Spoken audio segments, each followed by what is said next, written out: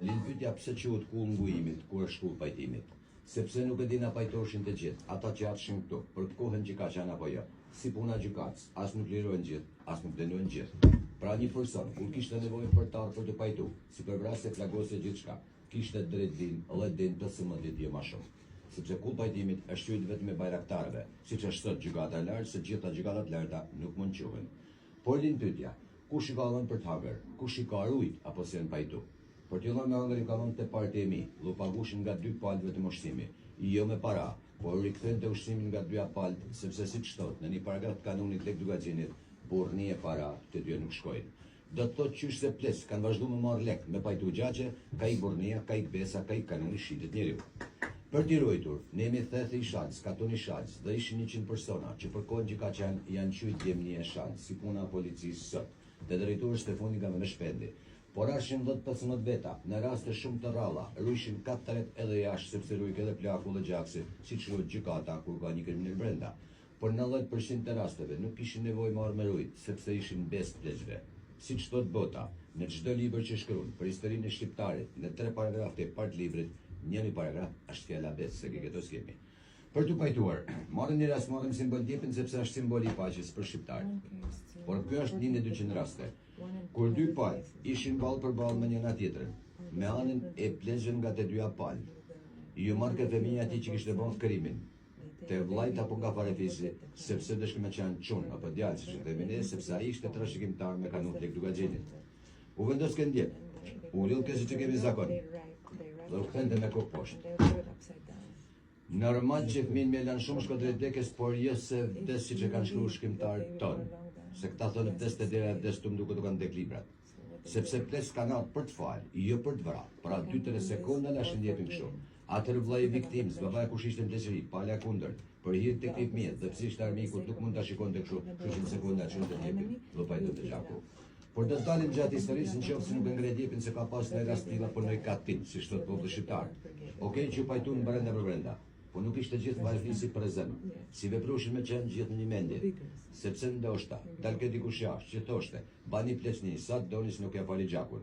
Ku ne trashëgimtarët ta i quajmë triman thojza, se trim është ai që fal, jo ai që vret. Atë nga ky rast dalshin 2 raste pajtimit për gjithë jetën. Rasti i parë, personi që kishte qenë djepin dhe fal fëmijën e armikut, ja marrshin ples nga këto fëmijën, ja vendoshin tok, i marrë flok dhe vake kumar. Pa drejnë apo këtë falar. Rasti i dytë, pinin gjakun e gishtit diku në shtar, llobashin vëllezër, por kur dalshin nga kulla, jashtë ishin një familje. Edhe sot, i vetmi paragraf i kanunit lek dugaxhinit që ka metë origjinal dhe trashëgimtar deri tash, çka quhet katon, siç është thënë sot brenda për brenda. Si këtu shan që shtrapoj, me ditë vërmosh, nuk martohna as sot janë me tjetrin.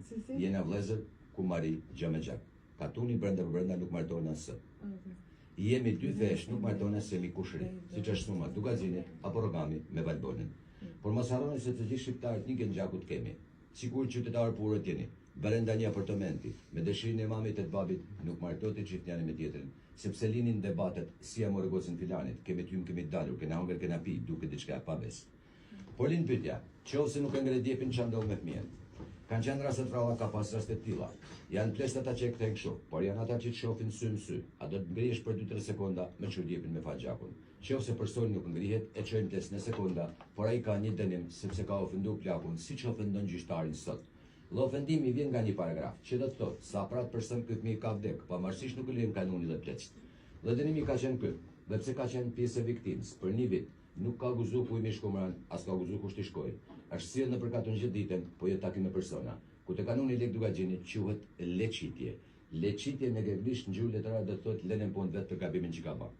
Okej që mori një dënim viktima, çfarë dënimit mori kriminalin këtë rast? Personi që kishte bën vrasjen, ka pas 3 ditë bes për t'u largu dhe është quajtur kaçak. Kaçak do thotë njëri vetmuar, por është një vetëm personi, jo familjar, kur e quh nga ples.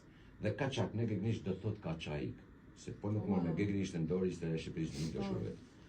Me kanunin e lek dugaxhinit, femrën s'ke pas drejt ta vrash nëse do arsyet kategorikisht. Qofse ke tentuar ke vrarë një femër, tu kanë ekzekutuar 2 meshkuj. Jo se femra është qenë një dobë njerëzore. Këtë femrat mos ta pranojnë kurrë. Por arsyeja është sepse në shumë paragraf të kanunit lek dugaxhinit dhe çdo shteti ligjor thotë femra është e paprekshme. Arsye nga vin trashëgimtar. Femra është e paprekshme, arsye sepse është nëna dikujt apo do bëhet nëna dikujt. Harrume në shqiptar që kanë thënë gjithmonë themi edhe sot, po sot e themi me pak ironi se nuk kuptojmë as kushtetutën as kanonin. Femra li shtëpit, huaj shkon shtëpit vet. Po këtë e ka gjithë bocat, nuk thonë kot kush ka goca, botën ka. Femra që s'ka pas mashkull në shtëpi, me dëshirën e saj, ka pas drejt vishet original si burrat, kostum popular, ka pas të drejt pajtimit dashqyrit bornesh, që do të thonë shqip, munesh me burra për pajtim, taki me burra është fjalë shqipe. I ka pas të gjitha të drejtat, e barabarta me një burr, por s'ka pas drejt me u martu. Arsyeja ka marrë titull burr. Por përsëri s'ke pas drejt me vras sepse kanoni thot i kam lënë një titull si kam një shurgjini. Por edhe nanave tona, kur i kanë dek baballar, dhe kanë nënë 5-6 që do të thotë shtëpin mbi shpallët e tyre, kanë thënë e kam mamin Bornesh, plus që ka thënë Katunja Polagja, gërru Bornesh. Apo siç e kanë thënë na Angela Merkel Bornesh, që vetë dy ishte. Na gjeni gjaku tonë. Një pyetje pse është private si kuptë se prishi komunizmi. Edhe Meloni e Italisë.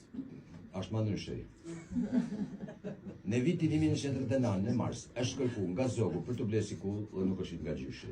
Zef Kojkoçeku. Me komunizmin ka re gjyshi e ka bën kasolla, gjoja pe mbroj, por jo se komunizmi s'ka qenë fort, ka prish kisha, xhamia, e ka ditë shumë që është për kanonin e kishte marrë 3 letë.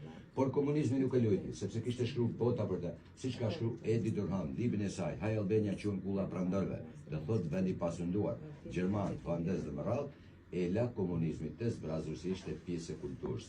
Kishte nevojë për foto për video vet Arkej Bake. Popullin për 50 vite nuk e ka leju me vizitu.